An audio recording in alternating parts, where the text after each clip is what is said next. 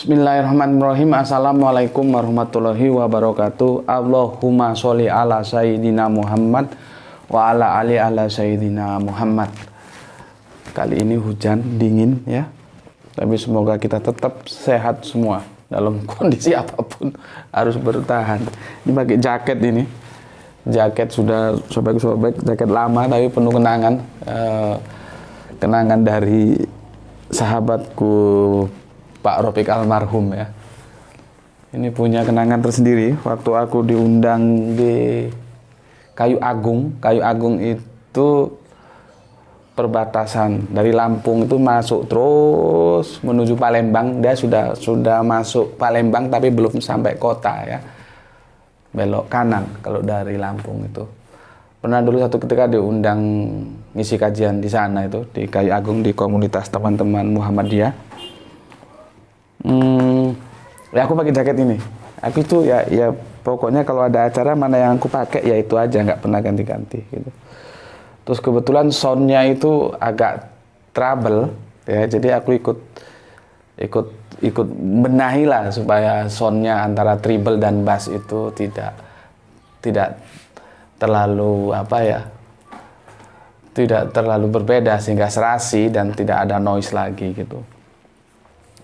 Nah, setelah ya aku pakai ini ngisi kajian itu, setelah selesai noise sound systemnya bisa dipakai kan kajian dimulai ya. Terus oleh panitia aku dipersilakan ngisi kajian dan aku ngisi kajian ya, itu ba'da isya ya begini nih aku pakai ini. Itu banyak penonton penonton mustami'nya banyak, bapak-bapak dan ibu-ibu ya dari komunitas saudara kita Muhammadiyah gitu. Tiba-tiba salah satu ibu itu meletup sambil tersenyum, dia bilang, "Loh, saya kira tadi tukang sound system gitu." Jadi karena aku pakai ini terus ikut benahi sound system, dikirain aku tukang sound system gitu.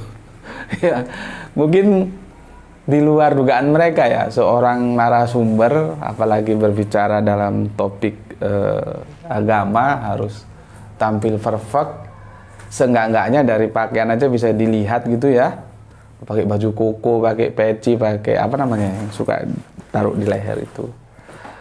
Mungkin pandangannya begitu ya, yang nggak salah juga sih, memang secara umum begitu. Tapi kali ini dia ketemu, ibu-ibu itu ketemu dengan narasumber yang tampil apa adanya.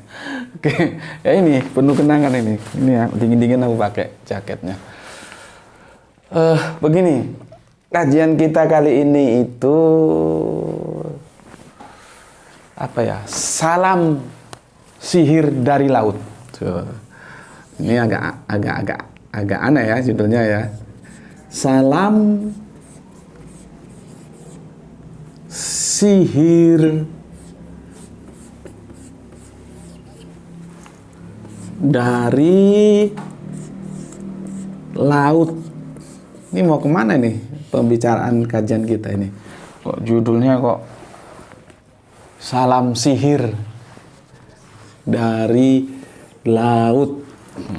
Aku mau tanya dulu tentang diksi sihir. Ini kalian tahu nggak?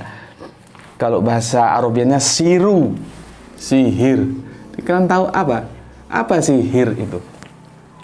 Kalian kan sudah aku kasih informasi tentang iman. Ya, iman adalah apa kemarin? Aduh, aku kok error sendiri. Iman, aku yang ngajarin aku bisa error. Iman adalah cara pandang dan sikap hidup. Ya, jadi iman itu adalah cara pandang dan sikap hidup kita. Berubah cara pandang kita, maka berubahlah sikap hidup kita, ya. Ya. Sorry, minum kopi dulu biar CPU-nya nggak error. Kopi tinggal sedikit. Bismillahirrahmanirrahim. Oke, cara pandang dan sikap hidup. Kalau aku ngomong cara pandang dan sikap hidup, kalian jangan terus berpikir tentang mata. Penglihatan itu ada penglihatan secara zat, ada penglihatan secara maknawi, gitu loh. Ada isim zat, ada isim makna. Kalau kita kaji bahasa-bahasa Al-Quran kan gitu. Begitu juga kalau kita nanti satu waktu nanti kita akan diskusi tentang pohon, ya. Pohon itu bisa dimaknai sebagai isim zat, bisa sebagai isim makna. Tinggal narasinya kemana gitu ya. Itu nanti akan kita temui ketika belajar tentang ajaran. Karena ajaran itu kadang-kadang diumpamakan juga dengan pohon, ya. Oke, jadi kalau aku bilang jana itu kan kebun. Nah itu juga sama, bisa punya makna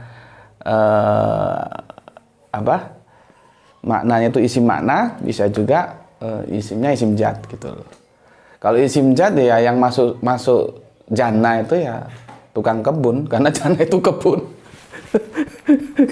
Jadi kalau di hotel itu namanya gardener, iya gitu ya, gardener gitu, tukang kebun.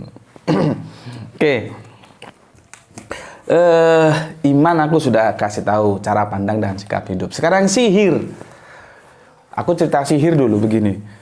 Aku dapat cerita dari almarhum bapakku. Bapakku kan hidup itu di era-era pemberontakan dulu ya, tahun 60-an.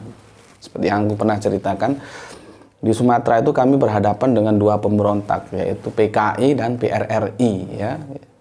Yang sungguh-sungguh sangat membuat hidup kita sulit. Kita kan maunya aman-aman saja gitu ya. Pada era-era itu bapakku itu bersama temannya 12. Aku juga nggak tahu, baru sekarang aku berpikir kenapa 12 ya. Seperti 12 murid Rasul, ya, muridnya Kanjeng Nabi Yesus atau Kanjeng Nabi Isa, ya. Kan 12 murid. Ini juga bapakku cerita dulu, mereka 12 murid itu teman-temannya itu ada 12 cari guru gitu loh. Jadi almarhum bapakku itu, dan aku juga sudah pernah lihat sendiri gitu ya, sangat menguasai ilmu kanuragan ya, kedikjayaan kalau orang Jawa bilang. Katanya sih sudah dibuang semua, tapi ya sepertinya masih ada apanya, auranya gitu. Tahun-tahun Petrus tahun 84 itu semua bajingan itu kan lari ke Lampung, tapi kan habis juga atas kebijakan Bapak kita Presiden Soeharto ya, sehingga hidup ini aman. Penjahat-penjahat dari tanah Jawa itu larinya ke Lampung. Dengan di Lampung itu habis juga kan, dikejar juga ke sana gitu. Nah, ada Mbah Sarko tuh bukan nanya Petrus, dia gembongnya Petrus. Itu punya utang sama bapakku 20.000, masih ingat, itu dibayar. Sedangkan yang lain-lainnya diutangi nggak dibayar gitu. Jadi apakah mungkin sesama geng itu masih ada setrumnya gitu ya? Tidak boleh, sesama biskota tidak boleh mendahului gitu. Entah bagaimana lah, nggak ngerti. Jadi bapakku sangat piawai. Meskipun akhirnya aku berguru pada beliau dan beliau tetap tidak kasih itu ilmu-ilmu seperti itu dengan cara dia gampang sederhana katanya. Zaman bapak belajar begitu kan karena banyak pemberontak, kan zaman sekarang sudah aman, ngapain kamu belajar ilmu-ilmu gitu. Jadi kalau bapak saya megang orang itu, sekali dia pegang nggak bisa bergerak gitu. Ya. Akhirnya di antara 12 yang berguru itu, teman-temannya itu setelah aman, pemberontakan tidak ada, menggunakan ilmu yang mereka pelajari dari guru yang sama. Jadi 12 orang ya, bapak saya ada di antaranya itu berguru pada satu guru yang sama tentang ilmu kedikjayaan. Setelah pemberontakan selesai, akhirnya dari ke-12 orang ini macam-macam ilmu yang diajarkan itu ya, ilmu kedikjayaan yang diajarkan itu macam-macam. Ada yang di sana itu ada kesenian ludruk ya, ada yang untuk ludruk, jadi dia bisa nyihir, ini hubungannya dengan sihir, matiin lampu jarak jauh gitu ya. Ada yang jadi maling. Ada jadi maling. Aku masih ingat kalau habis maling larinya ke rumah kami. Jadi repot. Akhirnya bapakku pindah, nggak ngasih tahu biar nggak dijadikan tempat sembunyi ya. Ada yang macam-macam lah. Ada yang untuk macam-macam lah ya. Gitu. Kalau bapakku dibuang tapi masih berbekas sepertinya, masih ada itu. Oke. Aku fokus ke sihir. Jadi di apa namanya? Digunakan untuk hiburan, untuk ludruk gitu ya. Ludruk itu sandiwara Jawa gitu ya. Untuk nyihir gitu. Nah, sekarang aku mau tanya, di Al-Qur'an itu banyak kata-kata sihir. Banyak kata-kata sihir. Kalau kalian ketemu kata sihir atau sihir, itu kira-kira apa dalam otak kalian itu apa? Apakah dia menyihir terus, misalkan ini seperti sulap ya. Sulap itu apa katanya? Palsu dan gelap. Disihir. Abrakadabra, tiba-tiba terus jadi pisang goreng gitu. Gimana? Kalian kan baca Quran tentunya sudah berkali-kali toh ya. Makanya aku mau tanya, kalau kalian ketemu diksi sihir, itu sihir seperti apa sih yang ada dalam kesadaran pemahaman kalian itu? Apakah ketika aku bisa menyihir spidol terus kamu lihat spidol jadi pisang goreng begitu? Ya kalau pemikiranmu seperti itu juga tidak masalah. Artinya engkau memahami diksi sihir itu dalam perspektif mata secara zahir. Ya. Pandangan sama mata itu beda kan? Aku kan kemarin sudah jelaskan, orang begitu lahir dikasih mata, tapi belum dikasih penglihatan. Orang begitu lahir dikasih telinga tapi belum dikasih pendengaran. Kan aku sudah jelaskan. Ya. Oke. Sekarang kalau pendapatmu seperti itu, sihir berarti kamu terus membayangkan seperti kejadian dulu kalau masih zaman TV RI dulu ada ya, sulap-sulap itu ya. Sihir itu ada hiburan ya. Sekarang nggak pernah aku lihat. Dulu masih TV masih satu, masih hitam putih tahun 70-an, 80-an itu ada gitu. Sekarang sudah nggak ada. Oke lah kalau pandangan kamu seperti itu, nggak masalah. Nggak masalah. Tetapi setelah kamu ngaji ini ya, salam sihir dari laut, kamu akan mengerti. Sihir itu sebetulnya adalah pengalihan pandangan. Sihir itu pengalihan pandangan. Ini sesungguhnya. Jadi bukan kita setelah disihir ada orang menyihir spidol terus kita lihat jadi pisang goreng, bukan seperti itu. Nampak di sini deh. Pengalihan pandangan.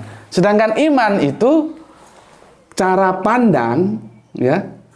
Cara pandang dan sikap hidup. Ya. Oke, cara pandang dan sikap hidup. Nah, ini kalian mulai tahu ini. Jadi sihir itu adalah pengalihan, apanya pandangan. Iman itu apa? Cara pandang dan sikap hidup. Nih, ketemu dia kan? Cara pandang dan sikap hidup, pengalihan pandangan. Jadi kalau kalian nanti ketemu bahwa Nabi itu berkali-kali dituduh sebagai tukang sihir. Apakah Nabi misalkan menyihir onta jadi sapi begitu? Atau gimana? Kita cari ayatnya di sini ya. Nabi itu di Al-Quran itu 6 kali dituduh sebagai tukang sihir. Ini ya surat Al-An'am. Aku bacakan aja ya supaya ringkas, tapi satu ayat aja. Surat Al-An'am ayat 7. Dan sekiranya kami turunkan kepadamu, dalam kurung Kanjeng Nabi Muhammad, tulisan di atas kertas, sehingga mereka dapat memegangnya dengan tangan mereka sendiri, niscaya orang-orang kafir itu akan berkata, ini tidak lain hanyalah sihir yang nyata. Jadi Nabi Muhammad dianggap tukang sihir. Di surat Yunus 2, ya. Pantaskah manusia menjadi heran bahwa kami, Allah, memberi wahyu kepada seorang laki-laki di antara mereka. Berilah peringatan kepada manusia dan gembirakanlah orang-orang beriman bahwa mereka mempunyai kedudukan yang tinggi di sisi Tuhan. Orang-orang kafir berkata, orang ini dalam kurung Kanjeng Nabi Muhammad benar-benar pesihir. 2 ayat ya, ini yang 3 ayat bisa dilihat di Al-Anbiya surat 3, bisa Al-Qasas di 48, di As-Sof surat 6. Di situ semua menceritakan Kanjeng Nabi itu sebagai tukang sihir. Ya. Sebagai tukang sihir. Pertanyaanku, cara pandangmu sudah berubah belum setelah aku jelaskan sekilas ini? Apakah tukang sihir terus kamu anggap Nabi itu seperti pesulap itu menyihir masakan korma jadi zaitun gitu kah? Atau gimana? Coba kamu pikir dulu. Sama aku cari ayatnya. Ini di 74 ya, 74. Takut itu tadi kan Nabi, sekarang Al-Qur'an. Al-Qur'an juga disebut sihir ya. Al-Qur'an disebut sihir. Surat 74, 43 dulu, 43 di surat 43 dulu, Az-Zukhruf 43, Az-Zukhruf itu Al-Qur'anmu buka supaya kamu ngerti juga. Az-Zukhruf 30, Az-Zukhruf 30. Nih ya, Az-Zukhruf, Quran, surat Az-Zukhruf ya, 43, 30 ya. Tetapi ketika kebenaran dalam kurung Al-Quran itu datang kepada mereka, mereka berkata, ini adalah sihir dan sesungguhnya kami mengingkarinya. Jadi Al-Quran, tadi kan Kanjeng Nabi disebut sihir, Al-Quran itu juga disebut sihir. Nih, Al-Quran ya, sebut sihir. Terus kita lihat lagi di surat 74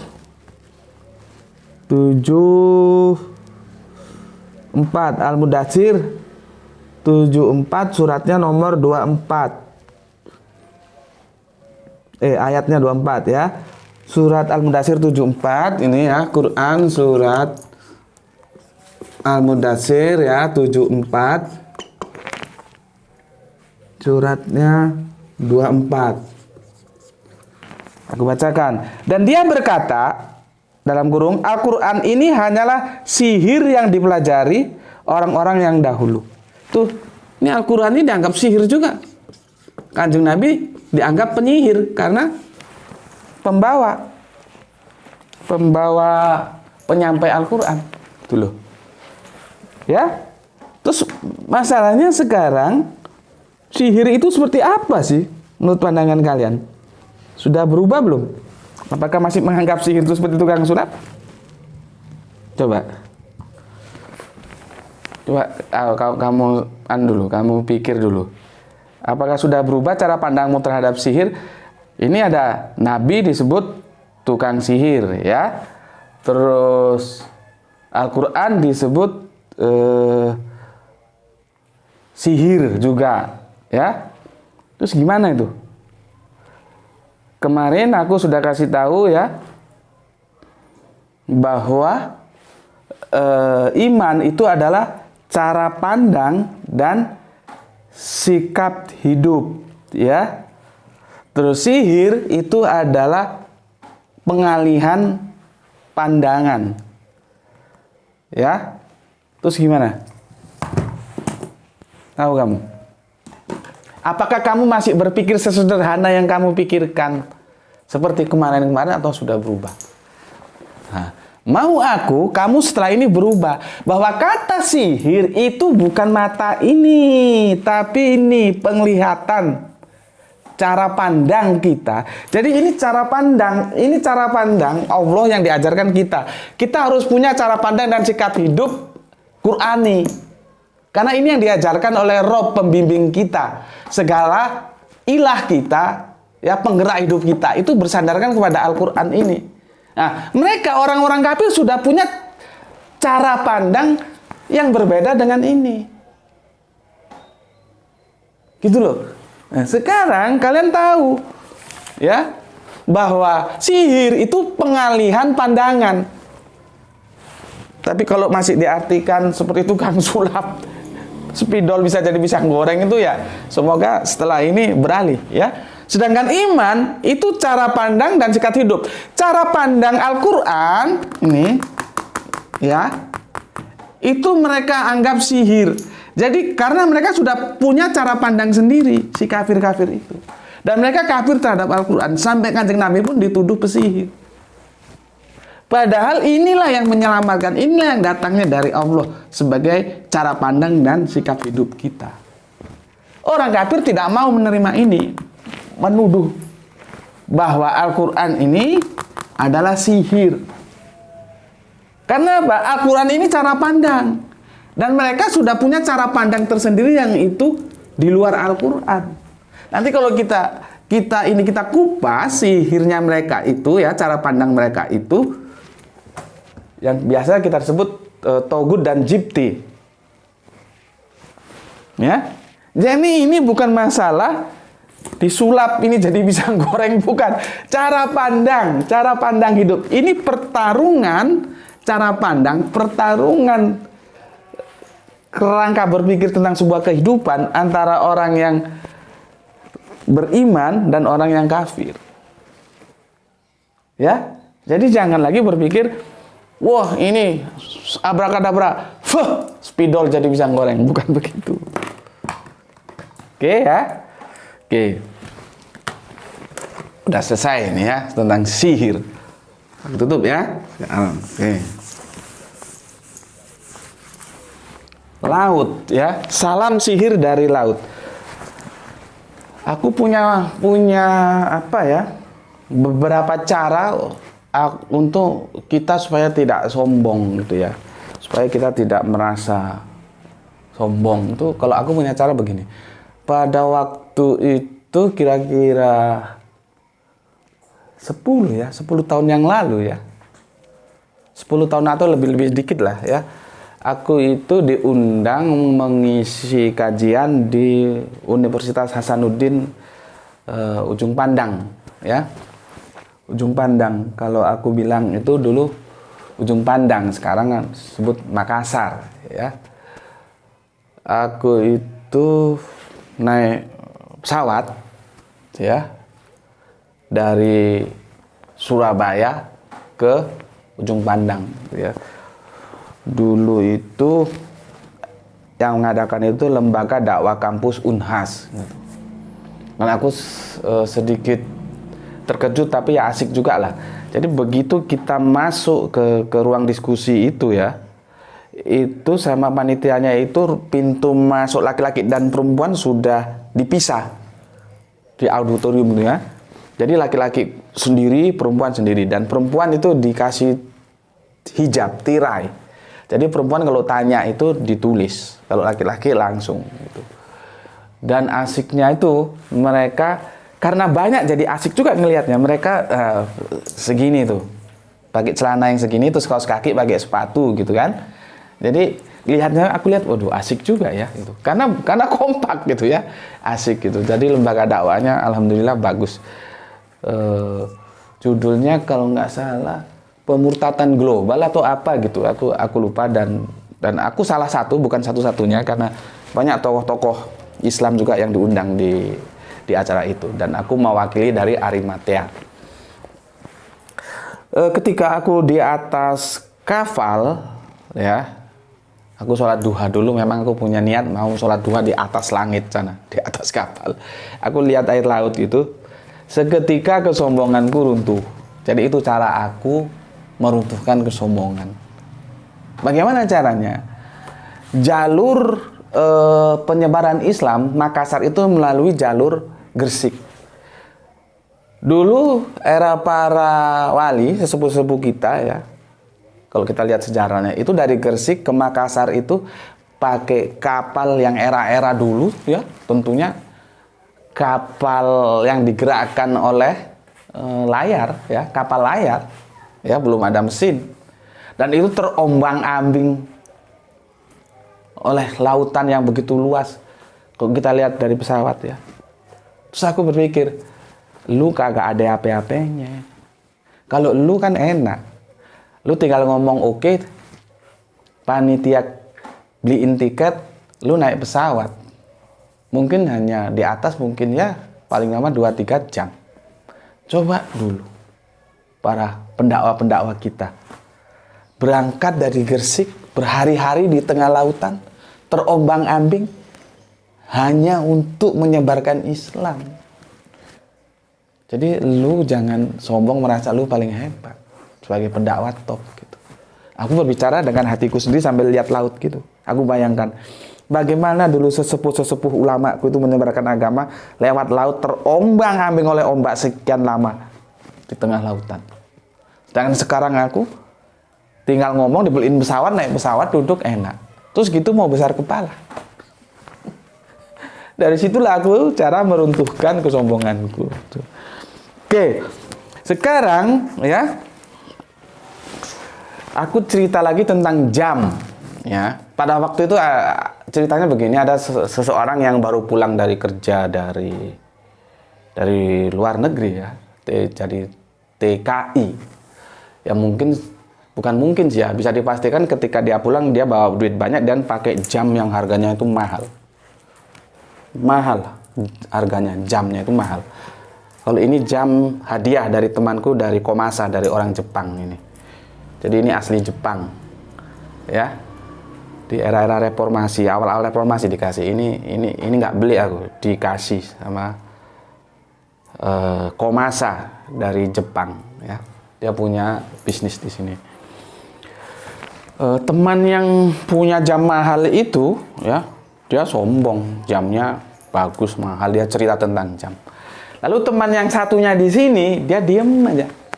Ketika temannya, jadi kita gerombol, orang Jawa bilang, cerita tentang jam mahal, dia diem aja. Tiba-tiba mau masuk adzan asar, dia tanya, ini jamnya kan mahal, ini jamnya kan yang 25 ribuan, dia bilang. Jam berapa? Jawab dia, yang jamnya mahal itu, jam 3. Terus dia dengan entengnya bilang, jam 3, oh sama. Langsung dia keluar. Pulang, dia sholat asar. Artinya apa? Semahal apapun jam, fungsinya kan hanya untuk melihat waktu. Sama dengan yang murah, berapa murahnya pun jam, fungsinya itu sama untuk melihat waktu.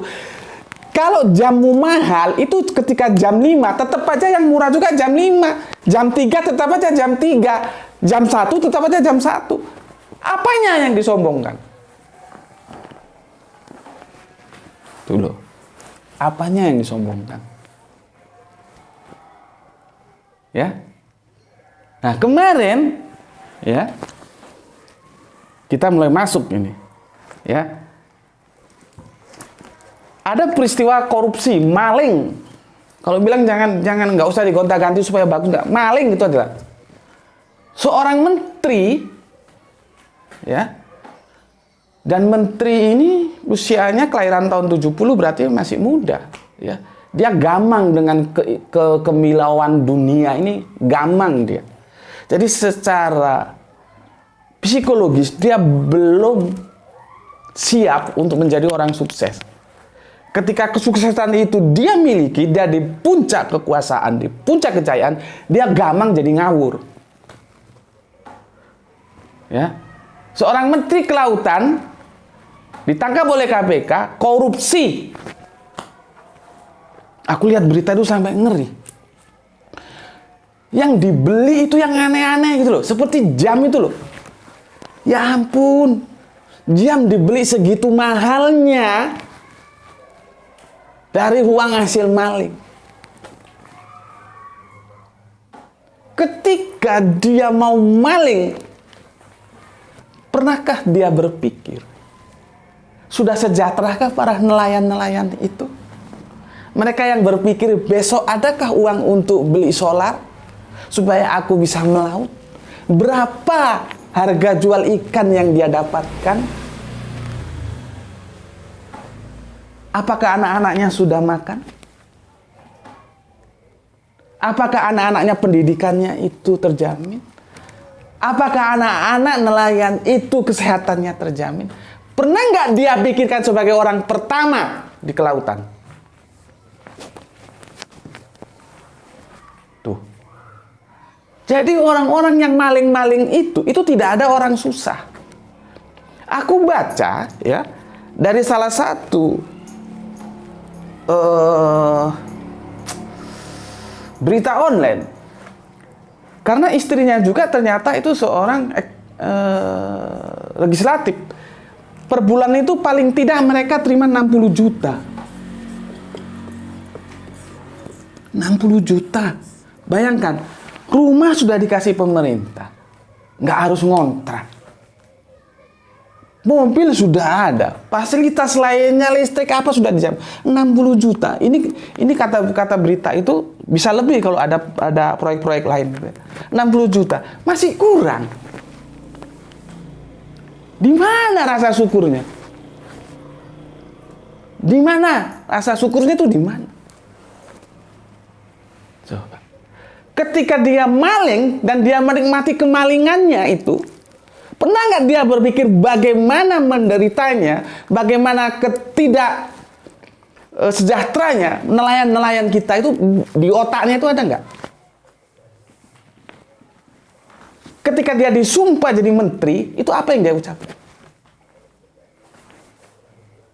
Dan aku garis bawahi, maling-maling itu nggak ada orang susah, nggak ada.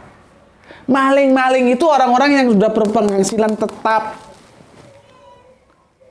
Itulah yang Kanjeng Nabi bilang dalam hadisnya, kalau kamu dapat satu gunung emas, kamu ingin gunung yang kedua. Nanti kamu punya gunung yang kedua, kamu ingin gunung yang ketiga. Itulah kemilau dunia yang jadi godaan-godaan kita. Tidak ada rasa syukurnya. 60 juta per bulan. Maling masih kan? Coba. Nah, aku sekarang ingin menjelaskan ini. Makanya aku kasih judul Salam Sihir dari Laut. Ya. Salam sihir dari laut.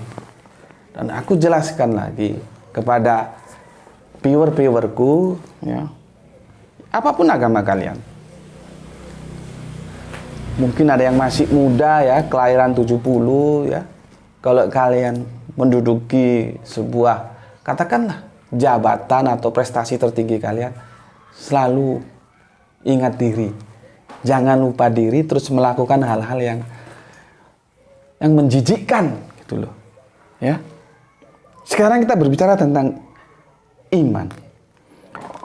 Orang beriman itu begini loh. Ini Allah. Ya. Dia di atas. Ya. Ini ilah. Ini Rob. Ya, begini.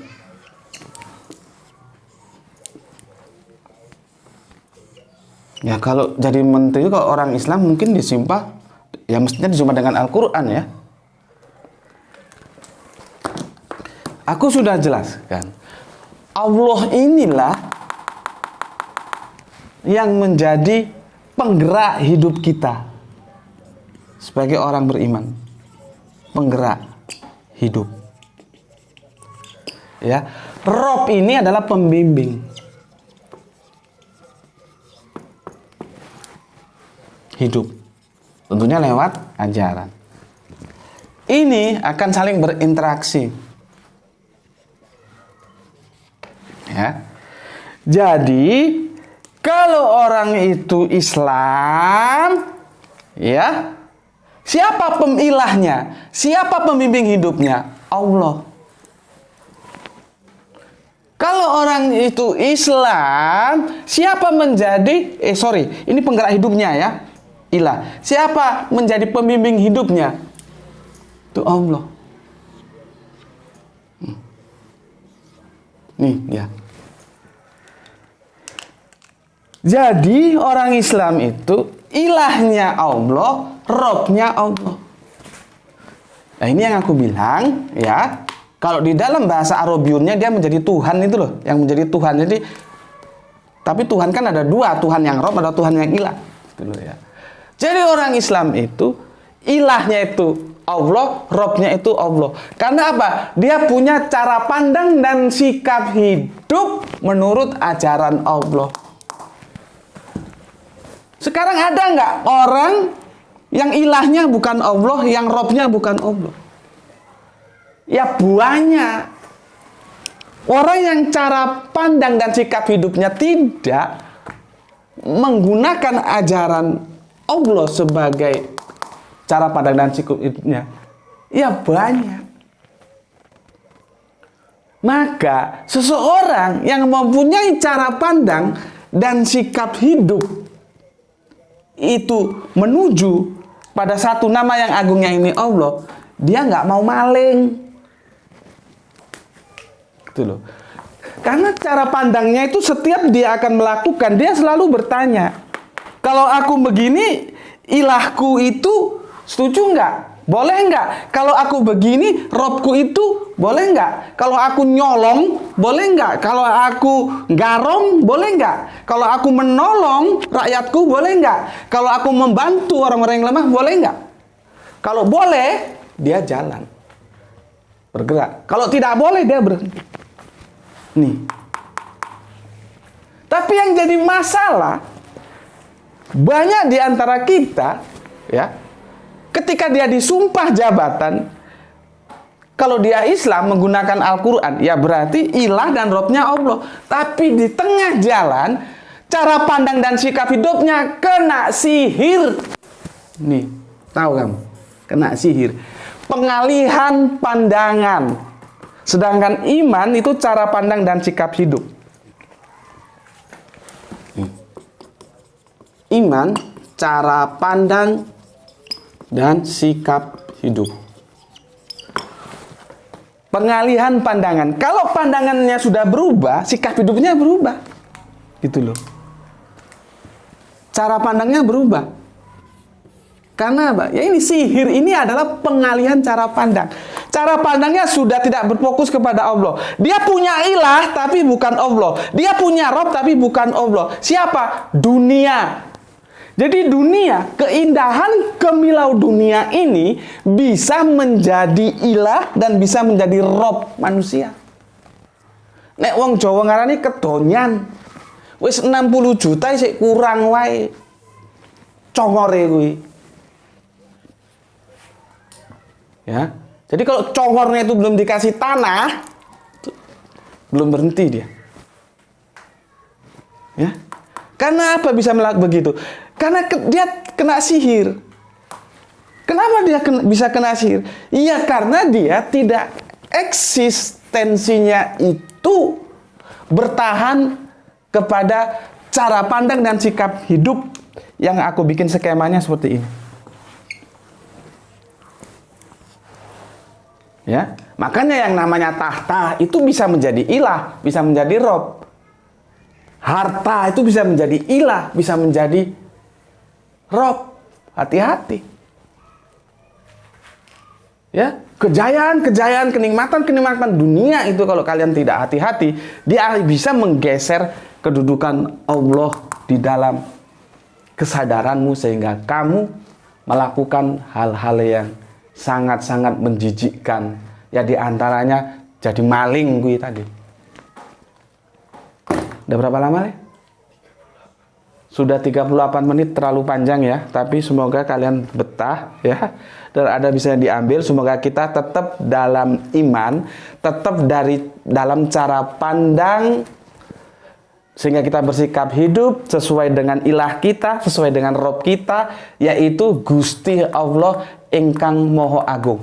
Apapun penderitaan kita, jangan pernah silau yang namanya keindahan dunia. Ya, jangan pernah silau.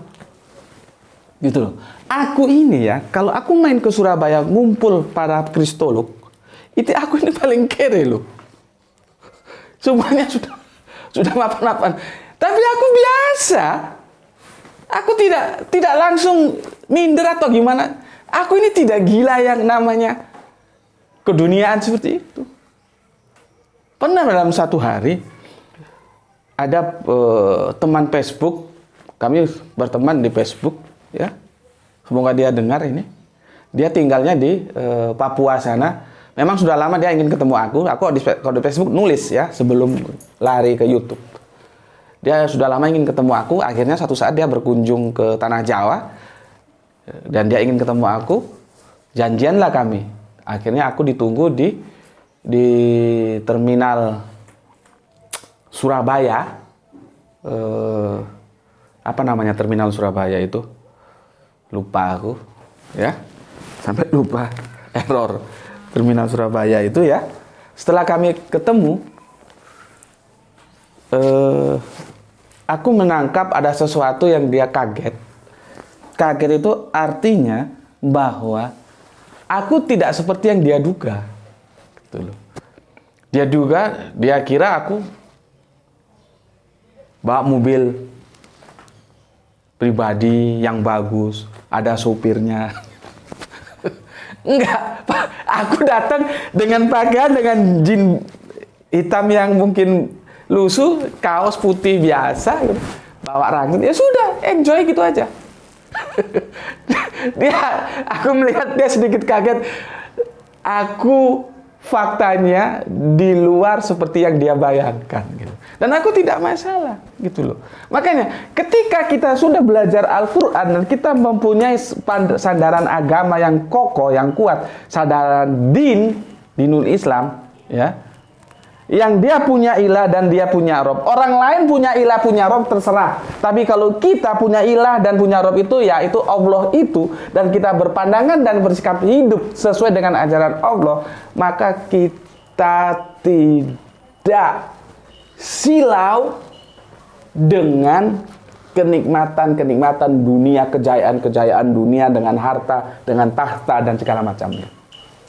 Ya, kita boleh mencapai tahta yang kita inginkan, kita boleh mendapatkan harta yang kita inginkan selama itu dalam jalur-jalur yang tidak dilarang oleh ilah kita, oleh Rob kita, yaitu Gusti Allah Agung. Oke. Itu terakhir dari aku, menutup dari aku, ya. Semoga anggap saja ini ngobrol petang gitu ya, karena ini sudah petang. Maaf kalau terlalu panjang. Oke. Assalamualaikum warahmatullahi wabarakatuh.